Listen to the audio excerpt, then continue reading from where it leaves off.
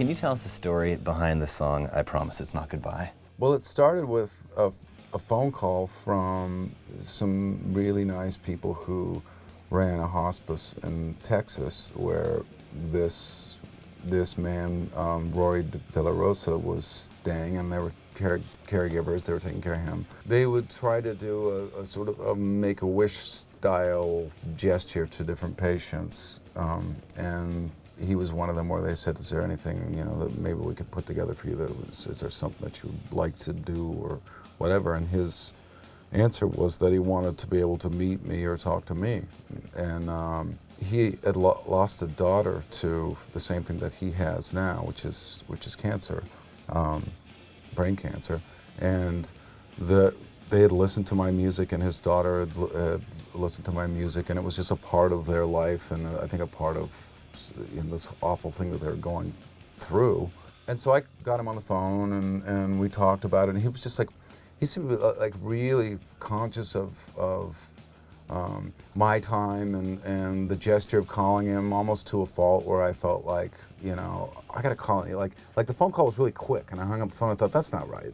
You know, he was too polite, you know, so I got him back I called him back, and then that sort of proceeded, like more phone calls, and then we started texting each other back and forth, and he started sending me pictures, and he eventually sent me this poem that is the lyrics to the song. And 2 days later, he sent me another text message saying, oh, and by the way, if you've ever, you know, I'm not expecting anything, but if you ever feel like it, you know, you could put that poem to music.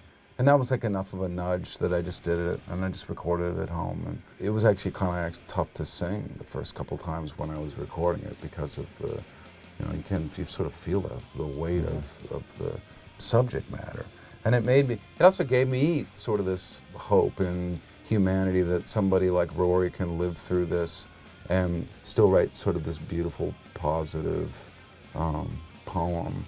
You know, it made me feel better, like, wow, he's actually really come to terms with this and this situation that he's in, and, you know, it was inspiring. Well, what about now? When you sing it now, do you picture him? Do you picture his daughter?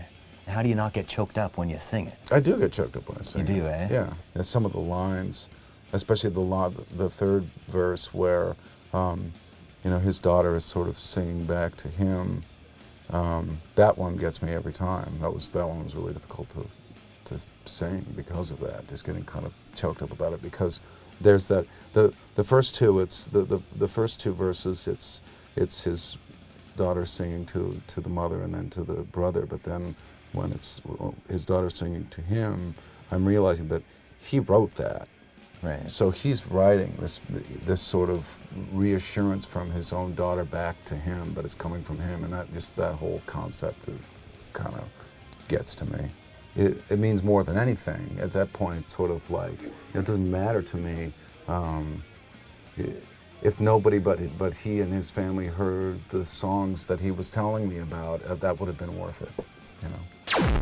You have to walk out there like you believe that you should be out in front of people, but not walk out there like you think you're better than the person that's there that bought the ticket. And at some point, there has to be like a line, I think, artistically, that where you sort of, where it's more about that than just getting attention.